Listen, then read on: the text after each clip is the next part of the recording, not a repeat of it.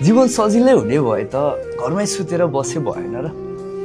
सपना पुरा गर्न त पक्कै पनि सहज छैन नि है। यदि साँच्चै म मेरो सपना पुरा गर्ने सोच राखिरहेको छु, त्यो अठोट राखिरहेको छु भने म उठ्नु पर्यो नि, म जाग्नु पर्यो नि है। अनि मलाई थाहा छ त्यो सफलता पाउनलाई एकदमै धेरै च्यालेन्जहरू आउँछ, एकदमै धेरै कठिनाइहरू आउँछ भने।